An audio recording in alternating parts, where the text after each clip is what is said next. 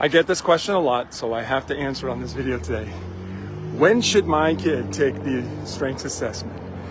Or the other question could be, how do I know what my kid's strengths are if they haven't taken the strengths assessment yet? I'm going to share with you on this video, when should they take it? And if they're not old enough yet, how do you know what their strengths are? So in this video, I'm going to go over a lot of things that you would notice in your child to help you zero in on some strengths that they probably have. But when you start to zero in on what your children's strengths probably are, you become a better parent. You become a better parent by far because you are more engaged, you are more interested in your children. And I'm telling you, children, they pay attention to that stuff. The strengths assessment asks you a lot of questions that it requires social intelligence, right? In other words, they've had enough exposure to society, people, things, the way things are done, you know what I mean? And they've had enough exposure and they've had enough time with their understanding some of their beliefs about those things. That's between the ages of 13 and 16. But somewhere in there is generally a good time for them to go ahead and take the strengths assessment. At that point, they're ready. That confidence they have whenever you tell them things should be a certain way and they tell you things shouldn't be that way.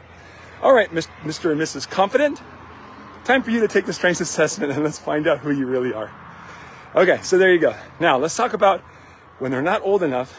How do you know as a parent what their strengths are? Because you as a parent, you want to focus on your children's strengths. You want to help them develop those strengths, right? Instead of weaknesses and so on. Our goal is not to pigeonhole our children into one domain, like relationship building or executing. What we're trying to do is figure out where is their energy, where is their joy, where do they feel attracted, right? Is it people? Is it processes? Or is it information? That's it. I want you to write that down or put that down, put in the comments, whatever. What you want to do is find out what energizes my child more. Is it people? Is it processes? Or is it information? If they have a specific kind of energizing process, like movement towards any one of these three, then you're going to be able to narrow it down to some strengths. Does your child enjoy going to birthday parties? Does your child enjoy gatherings or playtime? You got to put your kids in stuff, but when they're done doing what they're doing, ask them, what did you like? And if they talk about people, then it's the people, right? If they talk about what they did, then it's the processes. If they talk about what they learned, then it's the information. So that's the simple exercise right there. Is it people? Is it processes? Or is it information?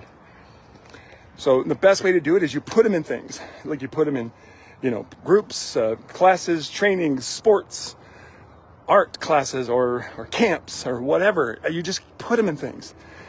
And you let them get exposed to different ways of doing things. Then when they're done, ask them, what did you like? And I know, kids suck at articulating what they liked.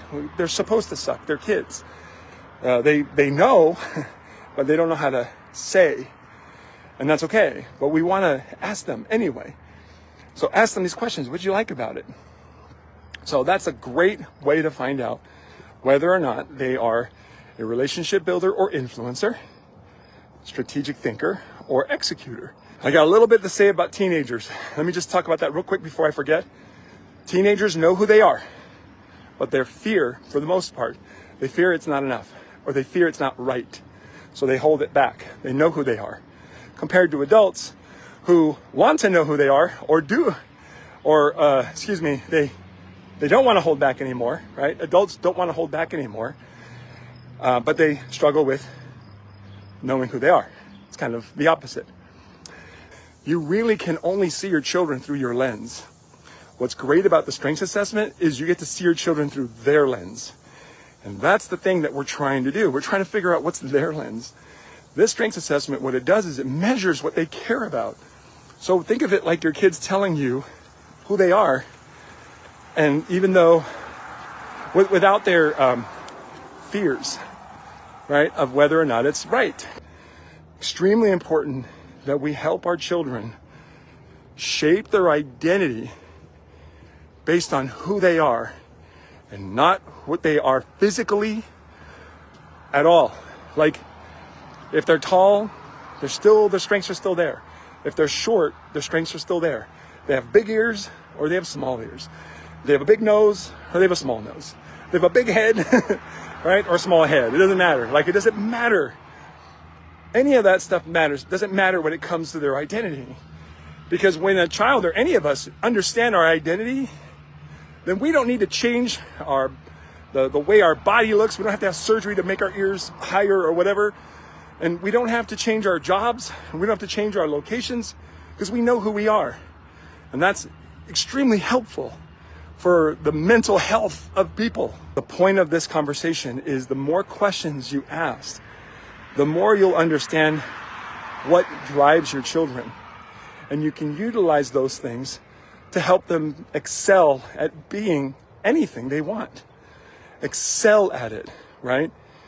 Regardless of their physical body or the world, it's just who they are inside. Because if you help a child understand who they are inside, the physical body and the rest of the world don't matter. They don't matter because that's not what their identity is tied to. Their identity is tied to who they are inside. That's what matters. Become inquisitive. Become curious about your children. Don't put them in your box. The box, especially the box of the things that you might have neglected when you were younger, or maybe something you wish you had when you were younger.